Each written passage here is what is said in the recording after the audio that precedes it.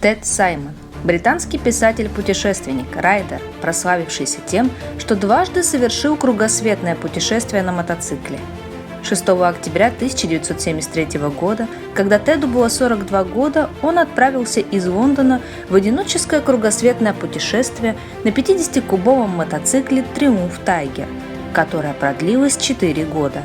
За это время он преодолел 64 тысячи миль и посетил 45 стран.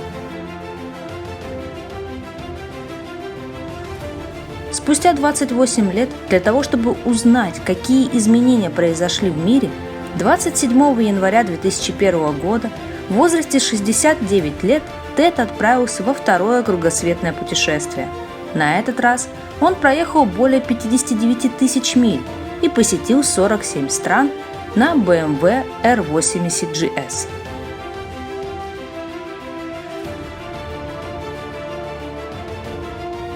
Книги Теда о его странствиях, путешествие Юпитера, высокий полет и мечты о Юпитере много лет служат источником вдохновения для других путешественников, которые стремятся познать мир и найти свое место в нем посредством собственных приключений. Очень приятно, я рад знакомству. So to begin with, we're sincerely happy to see you. Of course. It's great to be acquainted with you. Слава Богу, мы с вами встретились. My boss says that thanks God you have met.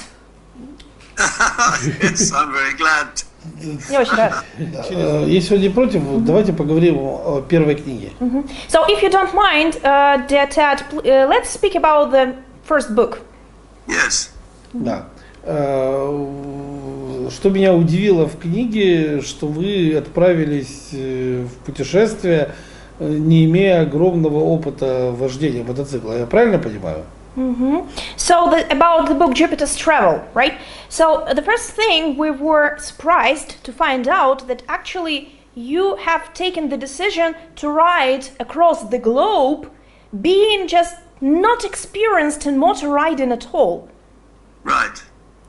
Yes, you're surprised. You want to know why? Хотите узнать почему? Да, конечно. Sure. because I wanted to do the journey. I wanted to see the world. Я хотела увидеть мир. Curiosity. Нет, Just есть такое. curiosity. Так. And I wanted to do it in a way that would be cheap and easy and would give me access to situations and would also be of interest because I was going to write a book about it. And I thought the idea of a motorcycle came to me just like that out of nowhere. And I thought, well, I'll probably be the first person ever to go around the world on a motorcycle. So that would be a very easy way to sell a book, right? So it was partly to sell the book, partly because I thought it was a great way to travel, and partly because it just seemed like a very interesting idea for me, to do it. But I had no problem thinking that I knew I would be able to ride a bike because millions of people do it, and why shouldn't I do it? But of course, that's very easy to say. The truth is that I was very, at the same time as I was very enthusiastic about doing it, I was also very frightened by the idea of doing it because I thought for sure the chances would be that I would get killed somewhere or other along the way. It seemed like a very dangerous idea. Really. And so that was a big effort on my part to overcome that fear because my curiosity was greater than my fear. Let me please translate it. В первую очередь, любопытство. Во вторую, это такой поездка на мотоцикле, это, во-первых, дешево, это возможность увидеть весь мир, и это доступ к такого рода ситуациям, которые ты не испытаешь никогда. Он вообще считал, что он будет первопроходцем, то есть первым, кто сделает кругосветку именно на мотоцикле. И плюс изначально же была затея написать книгу. И когда ты ездишь по всему миру, так будет и гораздо проще и книгу продать, соответственно. Поэтому получается, что и вот эта книжная причина, да, и непосредственно само любопытство. И говорит, у меня не было как такового, я же понимал, что я езжу на мотоцикле, я думала, что я справлюсь, потому что миллионы людей вокруг, они ездят на мотоциклах. И говорит, конечно же, было абсолютное состояние страха тоже присутствовало, потому что, ну, мало ли, где-то в пути меня могут убить. Такие шансы, они существуют. Но чаша весов с любопытством, она все-таки перевесила чашу весов со страхом, и вот. А сама идея пришла из ниоткуда. Я понял, окей. Правильно я понимаю, что вы навыки совершенствовали свои в ходе самого путешествия? Are we correct to assume that actually your skills, I mean the motorcycle riding skills, you refined these skills right in the way of riding around the world, right while you were traveling? Absolutely, yes. I was not a very good rider. I had to learn how to do it while I was making this journey. So right at the beginning, I was really very nervous, trying desperately to learn all the things I needed to learn to stay alive. So that lasted for about 3 months. 3 months. Especially going through Europe and then particularly going through Tunisia and Libya and Egypt and so on, because, you know, people on the roads are not very careful. It was a very interesting experience. I mean, I was very excited by it. I never for a moment thought of stopping, but I had to learn. I had to learn to read all the signs that there are that help you to stay alive, like reflections in windows and looking for where dogs would come out from underneath a car, or where people might suddenly appear from nowhere. You know, all these things that you have to learn to be a defensive rider, because I could not afford to have an accident. Otherwise, the whole journey would be a disaster. Right? Да, абсолютно. То есть вот все то время, что он ехал, особенно первые 3 месяца, они именно ушли на то, чтобы перебороть вот этот страх. И он говорит, я отчаянно пытался научиться, и на это ушло первые 3 месяца, пока я пропутешествовал по всей Европе, потом Тунис, Ливия, Египет. То есть, говорит, я учился видеть, понимать знаки, читать знаки, видеть их, вот замечать те моменты, когда бы собака могла выпрыгнуть из-под колес, когда бы люди могли внезапно появиться, да, то есть вот те вещи, которые позволяют тебе выжить именно на дороге, потому что я не мог позволить себе аварию, потому что одна авария, соответственно, накрылось бы все путешествие.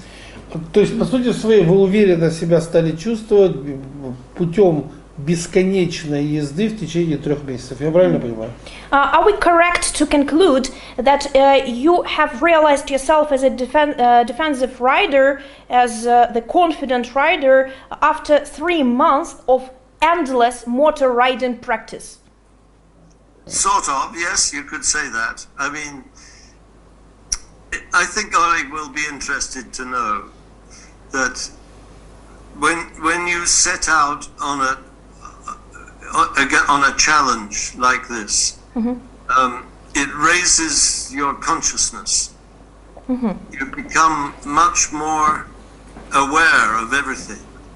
Right consciousness. Everything. Yes, it's hard to explain. You live on a different level, and you absorb information much faster, and you react much faster. And it's a way of taking the fear that you have and using that fear to make what you want to happen possible. That's and for 3 months it was a very intense job. Да, мы могли бы так сказать. Я думаю, что Олегу будет интересно следующее. То есть, когда ты принимаешь такого рода вызов, твое сознание дословно увеличивается, то есть оно становится больше. То есть, по сути, ты живешь как бы на другом уровне. Ты начинаешь по-другому воспринимать информацию, обрабатывать ее быстрее, ну и так далее. То есть вот у него на это ушло 3 месяца для того, чтобы научиться использовать страх и использовать страх в своих целях при вот этом уровне сознания для того, чтобы научиться. Окей. А был какой-то следующий этап, который как бы еще больше уверенность дал?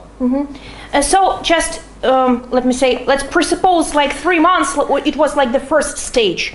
Can we assume that maybe there was some other stage, like after 3 months, that you became or gained even more confidence?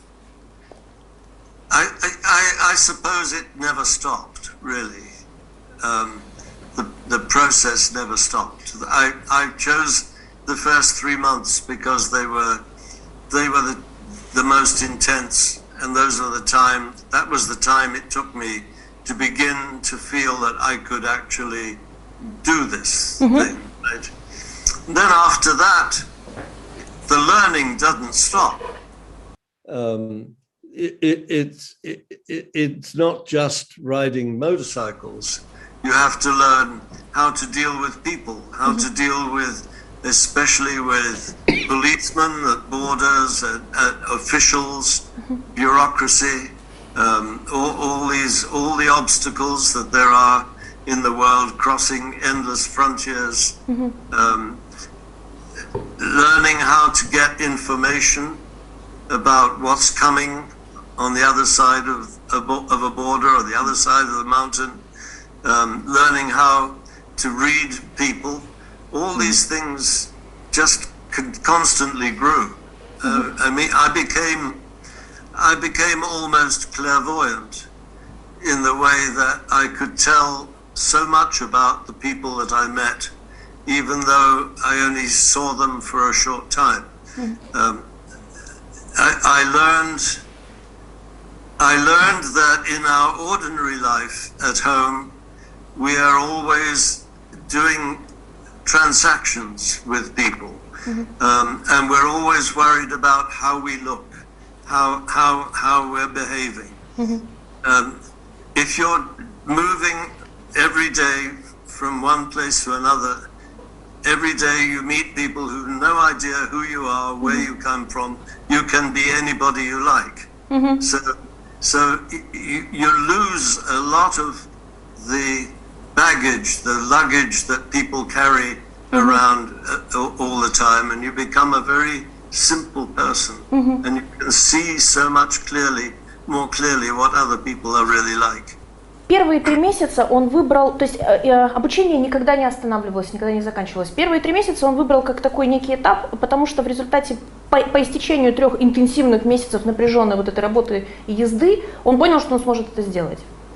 А дальше обучение никогда не останавливалось. Под обучением подразумевается не только поездка на мотоцикле, но и вообще обучение, как вести себя в этой новой среде. То есть как научиться читать людей, как научиться проходить границы, как работать, как справляться с бюрократией, со всеми этими ситуациями, с чиновниками и так далее. И вот он говорит, у него есть такое наблюдение, что в повседневной, так сказать, рутинной жизненной среде мы привыкли друг с другом, как бы заключать соглашения, транзакции проводить, да? Нам очень важно, как мы выглядим друг перед другом.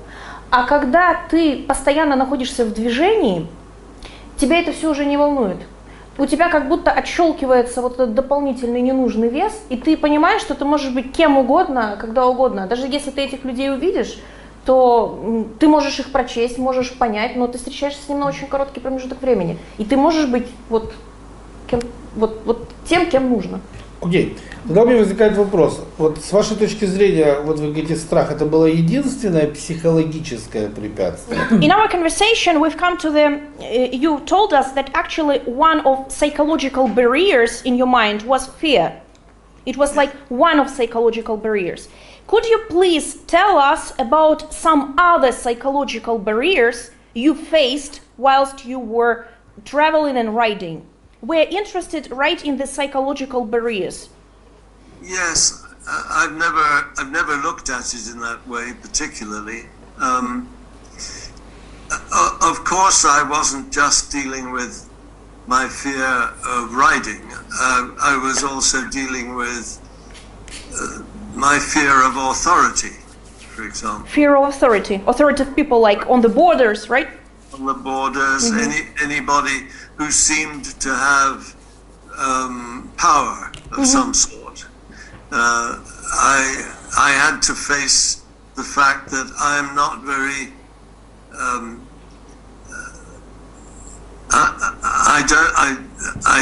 I don't have a lot of confidence in facing people with authority.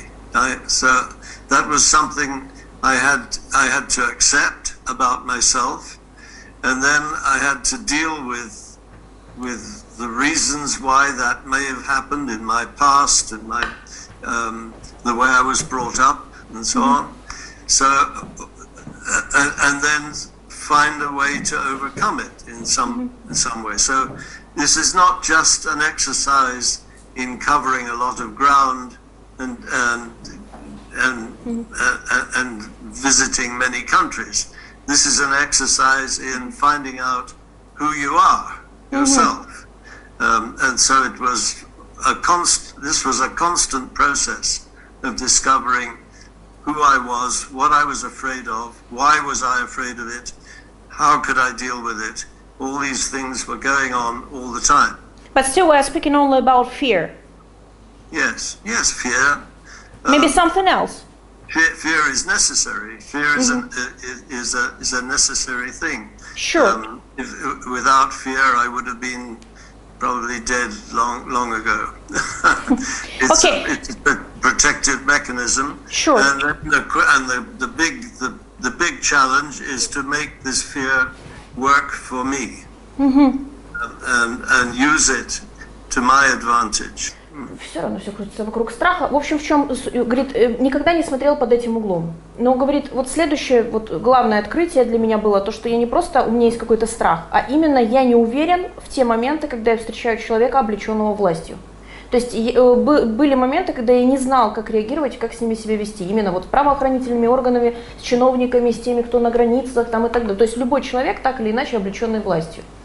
Вот. Ну и понятное дело, что страх это очень важно, страх это защитный механизм, если бы не было страха, я бы наверняка бы уже где-то бы умер и так далее. Но, говорит, в ходе вообще этого путешествия это вот те открытия в плане страха, и в том числе вот страх перед властью, говорит, заставило меня много пересмотреть в своей жизни, в частности пересмотреть, во-первых, принять это, сказать, что да, это существует, пересмотреть свое прошлое, попытаться там найти причины, попробовать найти причины в системе воспитания и так далее. И вообще в течение путешествия позволить себе ответить на вопрос, кто я. Окей, а тогда у меня вопрос, по сколько часов в сутки он ехал? One more question, please. How many hours per day were you usually riding? Just approximately. В среднем. Oh my goodness. Maybe 7 or 8 hours a day, something like that. 7-8. Yes. Часов в сутки. Да. Окей. So I tried to stop early because to travel too fast is a bad idea. You know, it's important to have time at the end of the day to find out where you are, and to have a chance to meet people and so on. So I didn't try to go very fast. Sure, thank you. Говорит, я старался не ехать очень быстро. Я считал, что лучше всего остановиться пораньше, для того, чтобы понять, где ты находишься, что это за место вокруг тебя, глядеться, с людьми познакомиться и так далее. Я вообще считаю, что ехать слишком быстро, это не стоит ехать слишком быстро. Окей, тогда у меня возникает вот такой вопрос. Вы же за время вот путешествия несколько раз уронили байк груженый, да? Вот когда это последний раз? То есть сколько времени прошло с момента выезда до последнего падения байка? Последнего именно. Ну да, то, что, когда после чего вы уже не роняли байк. So, in the book, we've read several examples that while making a round the world journey, you actually fell down the bike. It was packed, it was loaded, I mean, Triumph Tiger 100, right? So, the question is as follows. How much time passed when you stopped falling from the bike? Well, I started falling in the desert. right? Right. And then after a while, I became better at that. I didn't fall so much on that. And then I hit a new and different kind of road, and then I started falling again until I found out how to deal with that. So it's hard to say it. I mean, every time I met a new set of circumstances that I wasn't effective with, I had to learn how to deal with them. So I think I really stopped falling down once I got through the first half of Africa. First half of Africa. First half, yeah. Once I got past Nairobi, I probably didn't fall down very much at all. Occasionally it happened, but not very much. Yes. Thank you. That wasn't the main problem after that. Yeah. Так или иначе, когда ты встречаешь новое покрытие или новый набор особенностей в ситуации, как бы set of circumstances, это именно набор вот особенностей среды, так скажем, да. Каждый раз, когда была новая дорога и новые вот условия, он периодически падал. Но в общем и целом, он говорит, можно сказать так, вот первая половина Африки, вот после этого практически перестал падать, то есть после Найроби. То есть, сколько времени прошло с выезда? So, after Nairobi, how much time did it take, like 6 months, approximately? To do what? To stop falling at all. Oh yeah, yes, it was more like 4 months. More than 4 months. 4 or 5 months, yes. 4-5 месяцев.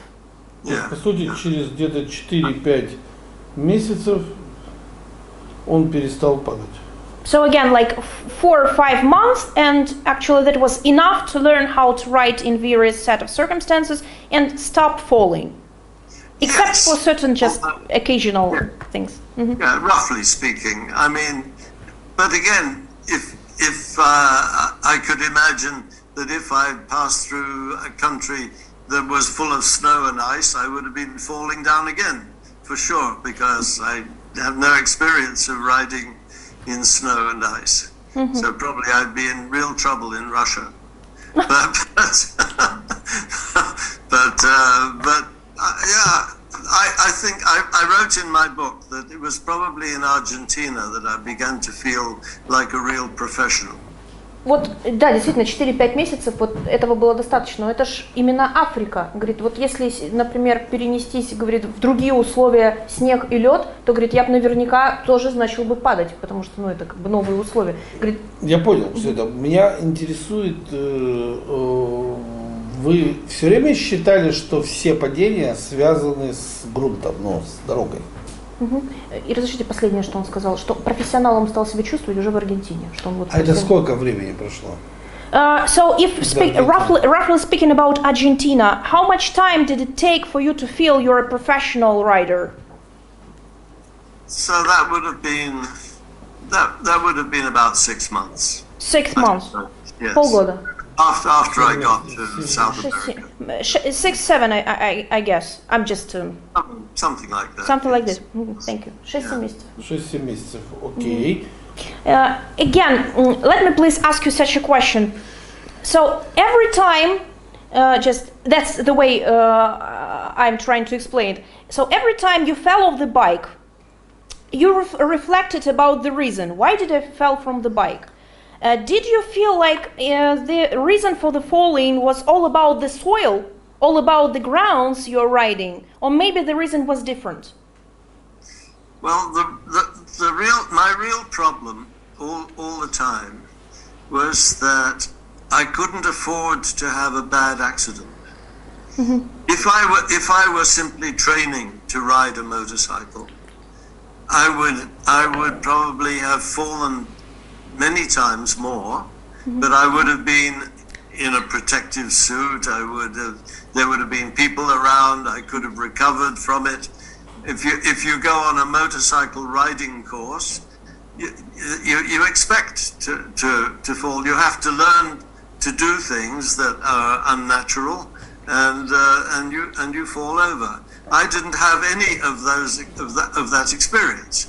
So I had to teach myself to ride in a very difficult situation because I couldn't afford to fall over. If you're learning to go across sand, for example, the right way to ride across sand is to ride very fast so that you go over the top of it.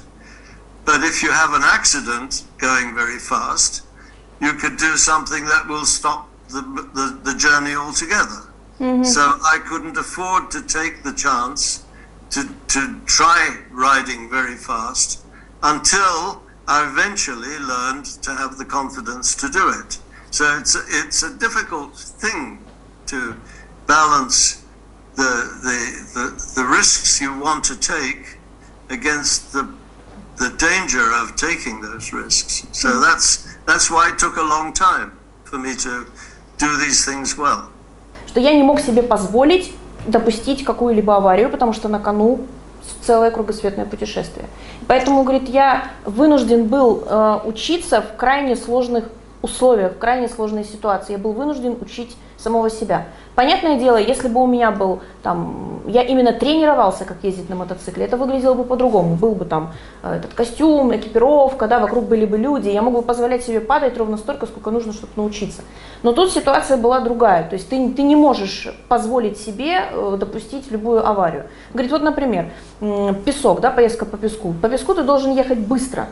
Ну, то есть, чтобы ехать именно на его поверхности. Он говорит, ну я не мог ехать быстро. Говорит, прошло какое-то время, пока я почувствовал себя достаточно уверенным, что я могу ехать быстро, и я действительно начал так ездить. A very good example was when I was in Ethiopia, and for the first time I had to cross a river. I've never thought about what would I do if I had to cross a river. But here was this river, and it was full of big stones. And I had no idea that a motorcycle could cross a river full of big stones. And if I had any other opportunity at all, I wouldn't have done it. But I had to cross this river. There was no choice.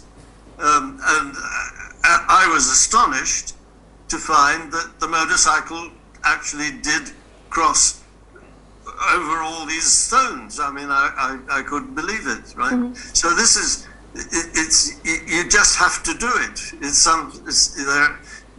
not a question of training for anything. I mean, I had no experience of it. You have to assume that it's possible and you do it, and that's all there is to it. I mean, if I want to go around the world, I have to cross this river. That's all there is to it. Yes. Thank you. Одним из самых лучших примеров, наверное, будет вспомнить Эфиопию, когда пришлось пересекать реку. Говорит, никогда в жизни вообще не задумывался о том, что мне когда-то придется пересекать реку. Но, говорит, ну вот река, вот она полна камней, и по ней просто как-то надо ехать. Потому что он говорит, то есть это не вопрос тренировки, это не вопрос там каких-то размышлений. Я, говорит, вообще был крайне удивлен и поражен тем, что мотоцикл может ехать по камням и по реке и так далее. Говорит, это был вопрос именно отсутствия выбора. Ты хочешь ехать дальше, у тебя впереди кругосветное путешествие, значит, ты должен переехать эту реку. Я, говорит, понятия не имел, как ее вообще пересекать. И переехал. Конечно. Отлично. Тогда у меня вопрос, а с какой скоростью он по шоссе двигался? По шоссейным дорогам? What speed? Средняя скорость. Again, it's like the question of averages. What was the average speed usually you rode the track or you rode the road? On the road, I didn't, usually about 50 miles an hour, 80 kilometers an hour on the road, not very fast.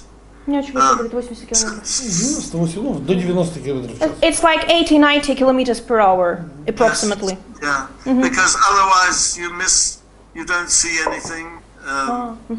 You know, what's the point of doing it if you're not able to look around and see things? On bad roads, maybe 20 miles an hour, 20, 25. In India, I found that the safest speed was about 30 kilometers an hour. 30 kilometers, in India, because it's too dangerous, you know.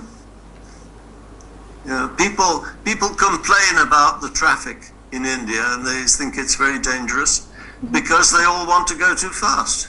If you have to choose the speed that is correct for the place that you're in other words. В среднем 80-90 по шоссе, что он считает достаточно не быстро, но причина в следующем, иначе ты не успеешь просто рассмотреть то, что вокруг тебя. Говорит, а если ты не видишь, что вокруг тебя, смысл вообще? Это ж путешествие. Вот, говорит, и, например, а вот в Индии наоборот, скорость, говорит, выбрал оптимальную 30 км в час, говорит, и вся проблема в Индии, что, во-первых, там все жалуются на трафик как таковой, но и проблема в том, что они все сильно спешат. То есть и жалуются, и спешат одновременно. И говорит, вот там, чтобы, нормально, в среднем это 30 км в час вообще. Окей. И вот у меня такой вопрос. Вот вы когда выезжали, вы для себя какую-то философию сформировали или философия формировалась некая в ходе самого путешествия? So, the next question is all about philosophy. So, having started the journey, have you already realized certain philosophical issue or some sort of philosophy somewhere in your heart or in your mind, or that philosophical core actually was shaping throughout the journey? The one thing I'm very glad is that I did it when I was already 42 years old, because I'd already had a lot of time to think about a lot of things, and I had a natural way of dealing with situations already. Already had a long career in journalism and so on. But you know, when I was a child, my mother was a communist, and a communist. Когда он был ребенком, его мать была коммунистом.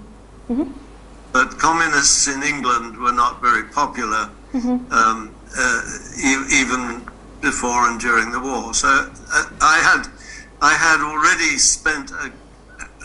had a lot of thinking about politics in general. I was a very political person, but I gave up on communism quite early on when I was about 20, 21. But I didn't have anything to replace it. So all those years I was trying to create a philosophy of my own that would satisfy me about how to deal with life. And you were trying to do that throughout the journey, right? That just continued. The journey simply continued, the same process. I think on the whole, I don't believe in political systems particularly. People have to have them. The only way you can have a government is to have some political idea about what you want to do. But as an individual,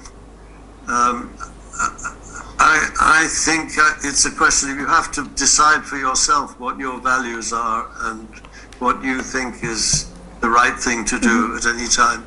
I think my main thing has always been to try never to tell lies and always to be sincere about what I want to say and what I want to accomplish. So that's not always very easy, but sure. I find that that's the best way I can deal with things. And so I'm not interested in getting rich. I'm not interested in having power over anybody. I'm only interested in trying to understand and to do only those things which I think are good to do. На момент совершения первой кругосветки ему уже было 42, и, соответственно, за спиной уже была определенная карьера, в том числе в журналистике, и было уже много взглядов, которые, в том числе политических взглядов, которые требовалось пересмотреть.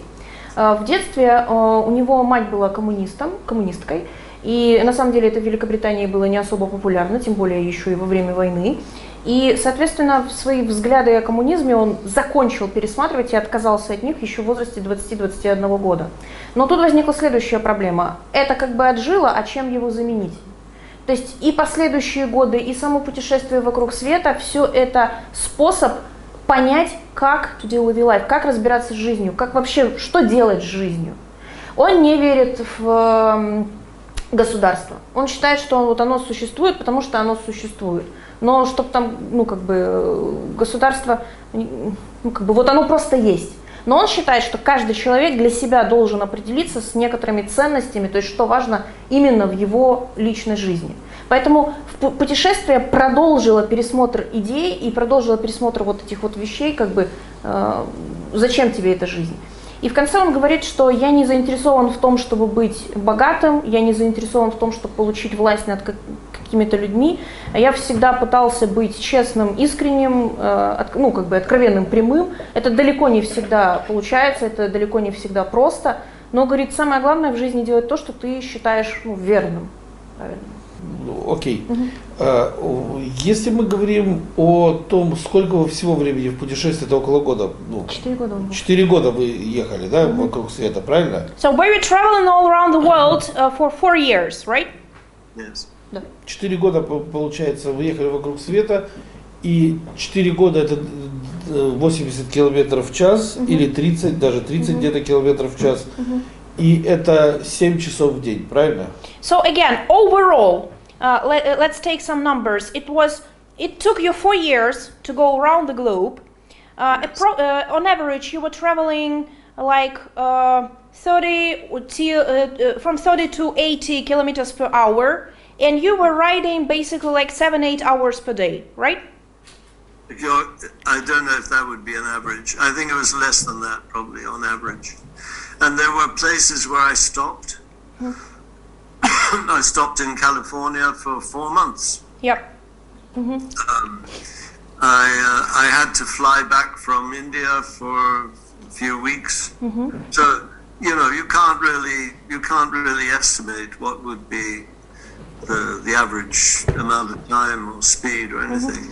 I don't know, but there were very few places where I traveled faster than 80 kilometers an hour. Говорит, сложно посчитать средние какие-то показатели, потому что, говорит, например, в Калифорнии я остановился на 4 месяца. Он там действительно был на ранчо. Говорит, а, например, в Индии мне пришлось на самолете вылететь на несколько недель. Он летал обратно в Европу, потом возвращался. То есть, говорит, сложно, говорит, но точно, говорит, вряд ли, не так было много мест, где я ехал быстрее, чем 80 км в час. Окей, а ночью не ехали вообще? Are we correct to say that usually you did not ride your bike at night? So it was like usually like... That's right, yeah. Да, обычно останавливались до захода солнца и потом с утра ехали опять. It's like stopping before the sunset or till the dusk, right? And then from the dawn or when the sun rises, you just move on. Well, sometimes yes, sometimes no. Иногда да, иногда нет. Really impossible to say. When I first got, I mean, there were times when I had to ride at night. But usually I tried to stop maybe at 4 o'clock in the afternoon because you needed to find somewhere to sleep.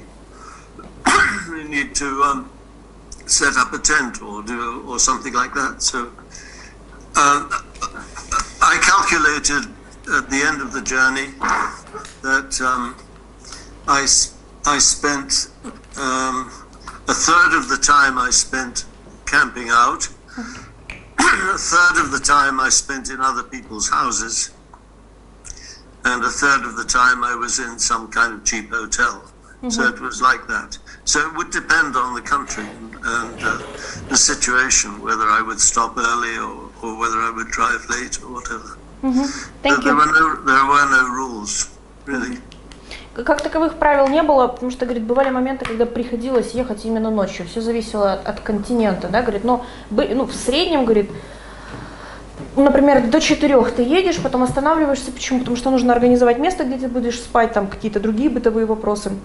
В конце путешествия он примерно подвел итог, и получилось так, что треть путешествия он ночевал в палатке, кемпинг, да, на треть путешествия он оставался у друзей, ну и последняя треть это достаточно дешевые отели. Поэтому, говорит, ну провести вот как-то, что усреднить каким-то образом сложно. Потому что, говорит, все зависит от страны. Окей. Последний вопрос, который у меня в этот раз, так сказать, насколько вы устали после 4 лет путешествия? How did you feel any fatigue having finished 4-year long worldwide travel? Did you feel tired? Did you feel fatigue? And if you did, how much? Maybe is it comparable with something? You mean physical? I wasn't physically tired. Физически не был уставшим. Физически. Several times along the journey, I felt mentally fatigued. I felt the need to stop and just do nothing for a while, and sometimes to think about things a lot. So probably My main problem when I finished the journey was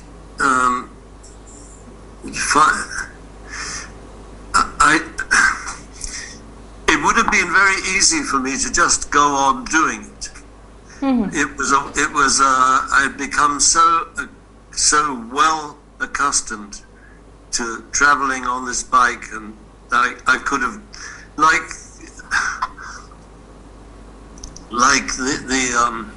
the famous Dutchman, I could have just kept going and going and going until I disappeared. So obviously I knew that was a danger. I didn't want to do that. But because I had to write a book, and that was my promise to myself that I would write a book, so for that reason I had to stop. And once that was done, then there was really no question of my going back onto the motorcycle. I had a different kind of life that I had to make for myself. But this question of it was the only tiredness that I felt was mental fatigue, the difficulty of holding this whole journey in my head. That was really hard.